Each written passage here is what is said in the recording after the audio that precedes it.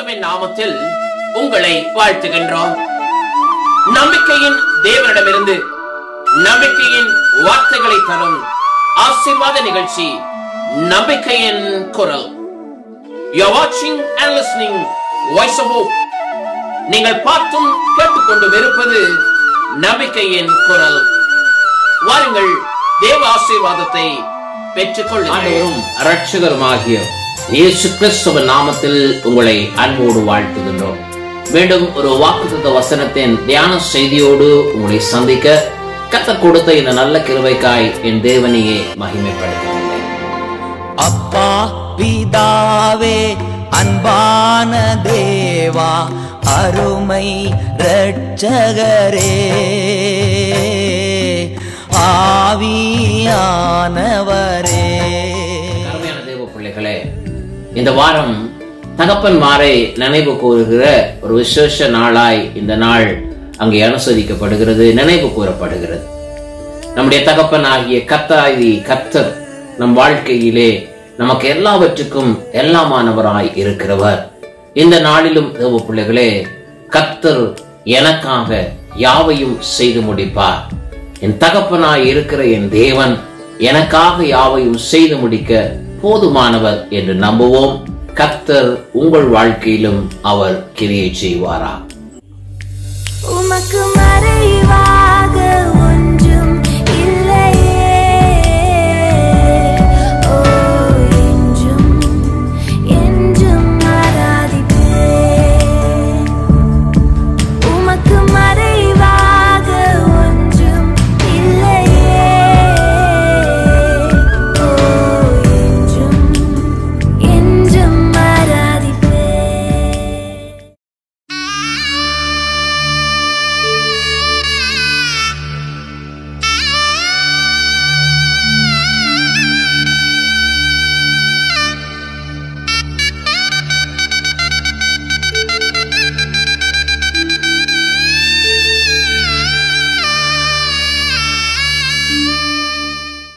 ஆம், கிறிஸ்துவுக்குள் அன்பானவர்களே, இந்த மாதத்துக்காய் தேவன் நமக்கு தந்த வாக்குத்தத்த வார்த்தை சங்கீதம் 138 8வது வசனம்.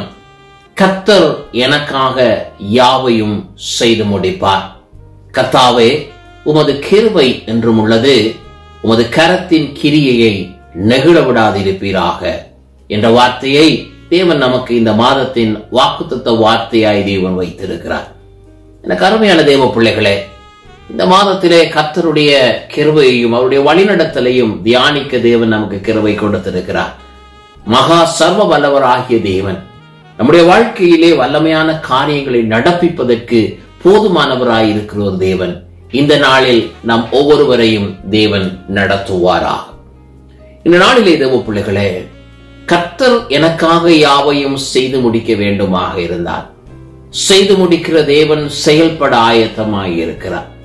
ஆனால் இன்றைக்கு அவருக்காக செயல்படும்படி நான் அல்லது நீங்கள் ஆயத்தமாய் இருக்கிறோம். நீங்கள் உங்களுடைய வாழ்க்கையிலே கர்த்தர் உங்களை கொண்டு தேவன் வல்லமையான காரியங்களை நடப்பிக்க தம்முடைய நோக்கத்தை, தம்முடைய சித்தத்தை, அவர் இந்த உலகத்திலே நம்மை வைத்திருப்பதனுடைய அந்த நோக்கத்தை அவர் நிறைவேற்றும்படி தேவன் விரும்புகிறார். ஆகவே இன்றைக்கு தேவ பிள்ளைகளே, அவருடையவர்களாய் அவருக்காய் செயல்படும்படி எங்களை அர்ப்பணித்திருக்கிறோமா என்று நாம் ஆராய்ந்து பார்ப்போம். நம் ஒவ்வொருவரையும் தேவன் இந்த உலகத்திலே வைத்திருப்பதற்காக ஒரு நோக்கம் இருக்கிறது. தீர்க்கதரிசிகளை அழைத்த பொழுது தேவன் அதற்குரிய அந்த எதிர்பார்ப்பை கர்த்தர் அவர்களிடத்திலே வெளிப்படுத்தி தேவன் நிறைவேற்றி கொண்டார்.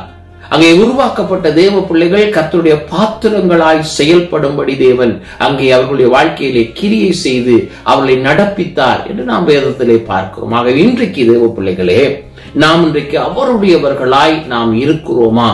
நம்மை கொண்டு தேவனாலே வல்லமையான காரியத்தை செய்து முடிக்க முடியுமா என்பதை நாம் ஆராய்ந்து பார்க்க நமக்கு கர்த்தர் இன்றைக்கு உதவி செய்வாரா.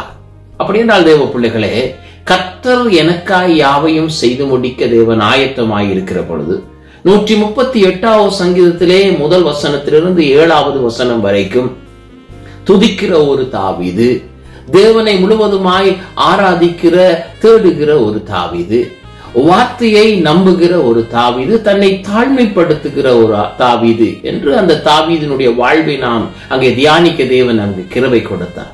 பாருங்கள், இப்படிப்பட்ட தேவனை தேடுகிற, தேவனை சார்ந்திருக்கிற தேவ பிள்ளைகள் நாம் தேவனுடைய மகிமையை செயல்படுத்தக்கூடியவர்களாய் நம் வாழ்க்கையில் ஒரு நம்பிக்கை உள்ளவர்களா, நம்பிக்கையினுடைய செயல்பாடுகளை நம்முடைய வாழ்க்கையிலே கொண்டிருக்கிறவர்களாக நாம் அங்கே காணப்பட வேண்டும். இந்த நாளில அங்கே 1 சாமுவேலின் புத்தகம் 14வது அதிகாரத்திலே யோனத்தான் என்று சொல்லப்படுகிற அந்த தேவ மனிதனை குறித்து நான் இந்த நாளிலே தியானிக்க நான் விரும்புகிறேன். அதாவது நம்முடைய வாழ்க்கையிலே சவுலினுடைய நாட்களிலே அவனுக்கு ஒரு சூழ்நிலை அங்கே கொடுக்கப்படுகிறது. அதாவது ஒரு நெருக்கடியான ஒரு சூழ்நிலை, எந்த விதத்திலும் வெற்றி பெற முடியாதபடி ஒரு தடை அவர்களுடைய வாழ்க்கையிலே காணப்படுகிறது. அந்த வசனத்தை நான் வாசிக்கிறேன். 1 சாமுவேலின் புத்தகம் 14வது அதிகாரம் 6வது வசனம்.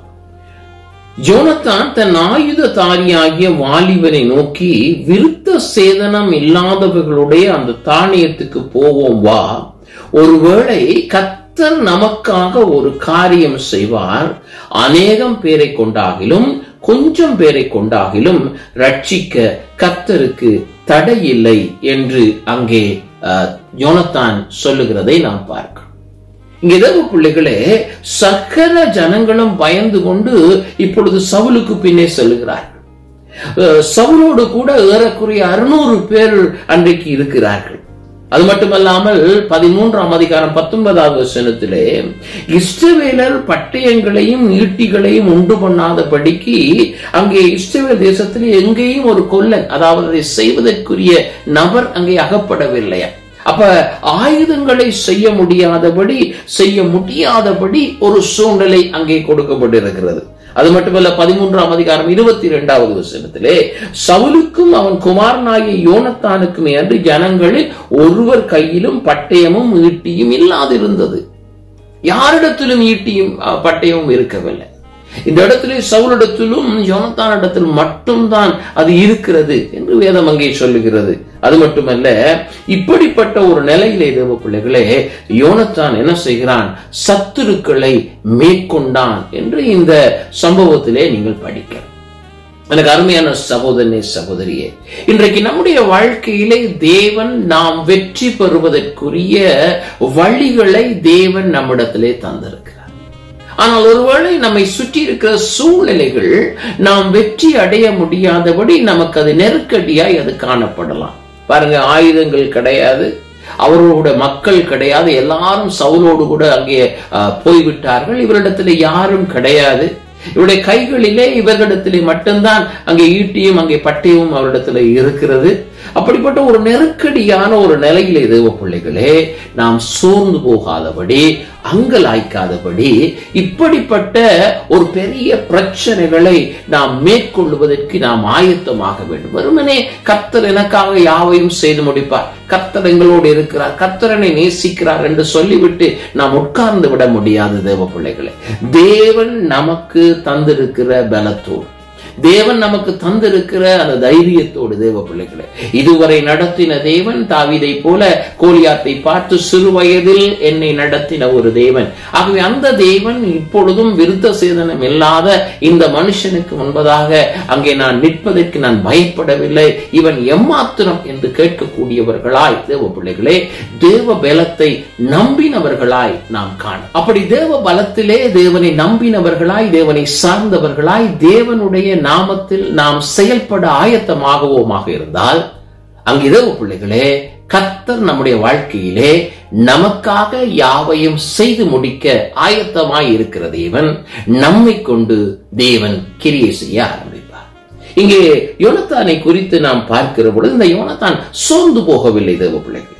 அது மட்டுமல்லாமல் அவன் பேச தொடங்குகிறான். தேவனுடைய வார்த்தைகளை, தேவனுடைய நம்பிக்கையின் காரியங்களை அங்கே அவன் அறிக்கை செய்ய ஆரம்பிக்கிறான். அவன் சொல்றான், பாருங்க, ஒருவேளை கர்த்தர் நமக்காக ஒரு காரியம் செய்வார், எனக்காக தேவன் செய்வார். இன்றைக்கு பாருங்க, கர்த்தர் எனக்காக யாவையும் செய்து முடிப்பார். இங்க யோனத்தான் சொல்லுகிறான், அந்த அதிகாரியை பார்த்து, தானியத்தில் இருக்கிற அந்த மனிதனை பார்த்து சொல்லுகிறான், கர்த்தர் நமக்காக ஒரு காரியம் செய்வார். எங்களுக்காக தேவன் செய்வார். எங்களை கொண்டு தேவன் செய்ய வேண்டுமாக. இதை கேட்டுக்கொண்டிருக்கிற அருமை சகோதரனே சகோதரி, ஒருவேளை உன்னை சுற்றி இருக்கிற உதவி செய்யக்கூடியவர்கள் யாரும் இல்லாமல் இருக்கலாம். நீங்கள் நம்பின ஆட்கள், நீங்கள் நம்பின நபர்கள் உங்கள் அருகிலே இல்லாமல் இருக்கலாம்.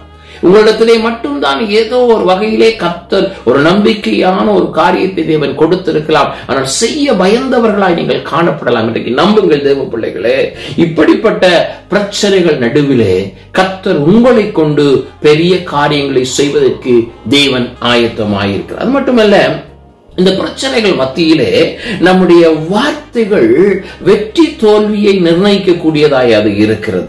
நமது பேச்சு தேவ பிள்ளைகளே, அது இருதயத்தில் இருக்கிறதைத்தான் அது வெளிப்படுத்துமா? அப்படி என்றால் இருதயத்திலே விசுவாசம் உள்ளவர்கள், இருதயத்திலே நம்பிக்கை உள்ளவர்கள், அவம் நம்பிக்கையான அல்லது எதிர்மறையான காரியங்களை நாம் பேசிவிடாதபடிக்கு சூழ்நிலைகள் நடுவிலே தேவ பிள்ளைகளே கர்த்தருடைய கிருபையை, தேவனுடைய வழிநடத்தலை நாங்கள் உணர்ந்தவர்களாக நாம் தேவனுக்காக நாம் செயல்படும்படி நம்முடைய வார்த்தை, நாம் பேசுகிற பேச்சு தேவ பிள்ளைகளே அது கர்த்தரை சார்ந்ததாய், தேவனை நம்பின வார்த்தைகளாய் அவைகள் காணப்படும். ஆகவேதான் அங்கே யோனத்தான் சொல்லுகிறார், ஒருவேளை கர்த்தர் நமக்காக ஒரு காரியம் செய்வார். இதை அவன் நம்பினான், எதிர்பார்த்தான். அது மட்டுமல்ல, அவனுடைய பேச்சு எப்படிப்பட்டதாக இருந்தது என்றால், அவன் வெறுமனே ஏதோ ஒரு காரியத்தை அவன் பேசவில்லை. அவன் எதை பேசுகிறான் என்றால், கர்த்தரை அறிந்ததனால் அவன் பேசுகிறான். இந்த 1 சாமுவேல் 14:6 மீண்டுமாய் கவனித்து பாருங்கள். அவன் சொல்ல பாருங்க, ஒருவேளை கர்த்தர் நமக்காக ஒரு காரியம் செய்வார். அநேகம் பேரை கொண்டாகிலும்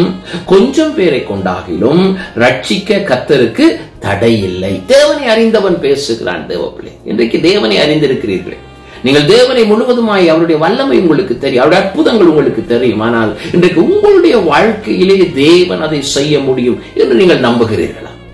ஒரு திமிர்வாதக்காரனை எழுப்பினார், ஒரு அங்கே குருடனா இருந்தவனை சுகமாக்கினார், பெரும்பாலை ஸ்திரியை சொஸ்தப்படுத்தினார், வஸ்திரத்தை தொட்ட பொழுது அவளுடைய உதிரம் நின்று, எல்லாம் நமக்கு தெரிகிறது இல்லையா?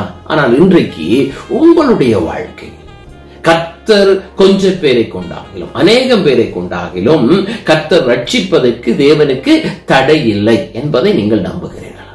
இன்றைக்கு உங்களுடைய வாழ்க்கையிலே தேவன் இதை செய்வார் என்று நீங்கள் எதிர்பார்க்கிறீர்கள். அது மட்டுமல்ல, அங்கே பார்க்கிறோம், இந்த காரியத்தை தேவன் செய்வார் என்று மட்டும் அவன் சொல்லவில்லை. அப்படி சொல்லியிருந்த தேவ பிள்ளைகளே, அவன் கிரியை செய்திருக்க முடியாது. பாருங்க, அவன் என்ன சொல்கிறான் தெரியுமா?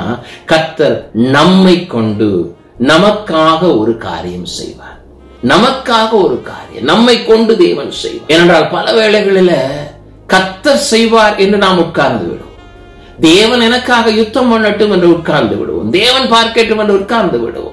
தாவீது ஒருவேளை அந்த கோலியாத்தை பார்த்த பொழுது அவன் நினைத்து சொல்லியிருக்கலாம், எனக்காக சிறு வயதிலே உதவி செய்த ஆண்டவர் இன்றைக்கு எங்களுக்காக யுத்தம் உனக்கு தேவன் பெரியவர் என்று தாவீது சும்மா இருந்திருக்கலாம். ஆனால் தேவ பிள்ளைகளே, இங்க யோனத்தானை போல தேவ பிள்ளை யோனத்தான் என்ன சொல்கிறான் என்றால், கர்த்தர் நமக்காக ஒரு காரியம் செய்வார். ஆகவே நாம் என்ன செய்யலாம்? தேவனுக்காக செயல்படலாம் என்று அங்கே அவன் சொன்னதை அங்கே பார்க்கிறோம். ஆம் தேவ பிள்ளைகளை, இன்றைக்கு நம்புவோம், தேவன் நம்மோடு இருக்கிறார் என்று நாங்கள் நம்புவோம். அது மட்டுமல்ல, எலிசாவை குறித்து நாம் படிக்கிற பொழுது அவனுடைய வேலைக்காரன் கேயாசி வந்து சொல்கிறான், ஆண்டவரே, இத்தனை பேர் எஜமானே, இத்தனை பேர் அங்கே ராணுவம் நம்மை சூழ்ந்து இருக்கிறதே என்று சொன்ன பொழுது எலிசா சொன்ன வார்த்தை என்ன? அவன் என்ன சொல்லுகிறான் என்றால், அங்கே அவர்களோடு இருக்கிறவர்களை பார்த்து நம்மோடு இருக்கிறவர்கள் அதிகம் என்று சொன்னான். அவன் பாருங்க, நம்மை அவன் தன்னுடைய சூழ்நிலை தன்னை சுற்றிலுமாய் பார்க்கிறான். என்னோடு இருக்கிற தேவன் யார்? நம்மை சுற்றிலுமாய் நடத்துகிற தேவன் யார்? கர்த்தருடைய வல்லமை என்ன?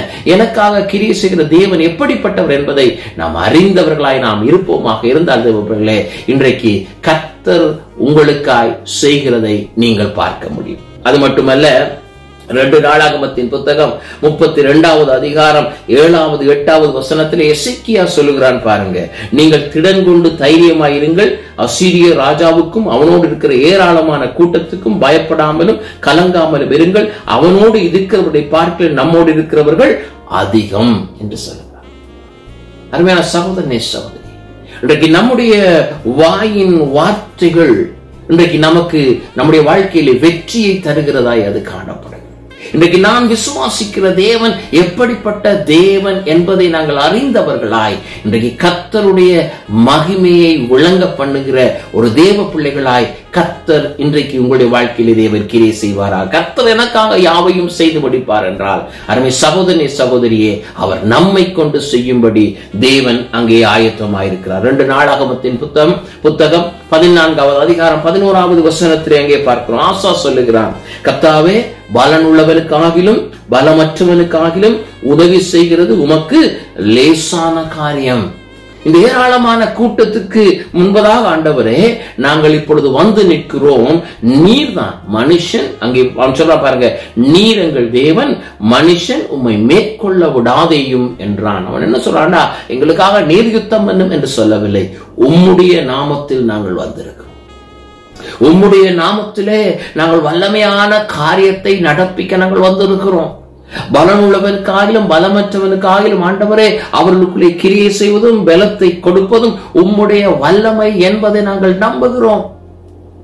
இந்த நாள்ல தேவ பிள்ளைகள், இன்றைக்கு நீங்கள் நம்புகிறீர்கள், உங்களுக்குள் கர்த்தர் கிரியை செய்வாராக. கடைசியாய் புதிய ஏற்பாட்டுல அங்கே 1 யோவான் 4வது அதிகாரம் 4வது வசனம் நம்ம எல்லாருக்கும் மனப்பாடமான ஒரு வார்த்தை. பிள்ளைகளே, நீங்கள் தேவனால் உண்டாயிருந்து அவர்களை ஜெயித்தீர்கள், ஏனெனில் உலகத்தில் இருக்கிறவனிலும் உங்களில் இருக்கிறவர் பெரியவர் என்று அங்கே பார்க்கிறோம். இதை கேட்டுக்கொண்டிருக்கிற சகோதரனே சகோதரியே, இன்றைக்கு நாம் அந்த மற்ற ஜனங்களைப் போல நாம் குகைகளிலே ஒளிந்து கொண்டிருக்க தேவன் நம்மை அனுமதிக்கவில்லை. யோனத்தானை போல தேவ பிள்ளைகளே, நாம் எழுந்து போவோம். அங்கே கர்த்தர் நமக்காக ஒரு காரியம் செய்வார். ரட்சிப்பதற்கு தேவனுக்கு தடை கிடையாது. ஆகவே தேவன் நம்மை கொண்டு பெரிய காரியங்கள் செய்வார் என்று சொல்லுவோம். கர்த்தர் இன்றைக்கு ஜெயத்தை உங்களுக்கு கட்டளையிடுவாராக. அருமையான ஒரு நாள் தேவ பிள்ளைகளே, ஒரு தகப்பன்மாரை நினைவு கூறுகிற ஒரு நாள். இந்த நாளிலே கர்த்தராகிய தேவன் நமக்கு தகப்பனாய் இருக்கிறார். தேவன் நம்முடைய வாழ்க்கையிலே நமக்கு போதுமானவராய், நம்மை தூக்கி சுமந்து தப்புவிக்கிற ஒரு தேவன் இந்த நாள் உங்களை நடத்துவார். ஆகவே நம்பிக்கையோடு நம்பிக்கையின் வார்த்தைகளை அறிக்கை செய்யுங்கள். கர்த்தர் உங்களுக்காய் யாவையும் செய்து முடிப்பார். ஜெபிப்போமா? அன்பின் பரலோக தகப்பனே, இந்த நல்ல வேலைக்காக நாங்கள் உம்மை ஸ்தோத்திரிக்கிறோம். அன்பின் கிருபைக்காக நாங்கள் நன்றி செலுத்துகிறோம். எங்களுக்காக செயல்படுகிற தேவன், நம்பிக்கையோடு இருக்கிறவர்களுக்கு ஆண்டவரை கிரியை செய்கிற ஒரு ஆண்டவர். இந்த நாளில் நீர் அப்படியாய் கிரியை செய்கிறதுக்காய் நன்றி தகப்பனே. யாரெல்லாம் ஆண்டவரே நெருக்கடியான செயல்பட முடியாத கொஞ்ச பலனோடு இருக்கிறார்கள், இன்றைக்கு தேவன் கொடுக்கிற அந்த புதிய பலனுக்காய் நன்றி தகப்பனே. இன்றைக்கு இவர்களை ஆட்கொள்ளும், வழி நடத்தும். இவர்களுக்கூடாய் தேவன் ஆண்டவரே ரட்சிப்பின் வழியை உண்டு பண்ணும்படியாய் என் இயேசுவின் நாமத்தில் ஜெபிக்கிறோம் எங்கள் நல்ல பிதாவே. ஆமென், ஆமென்.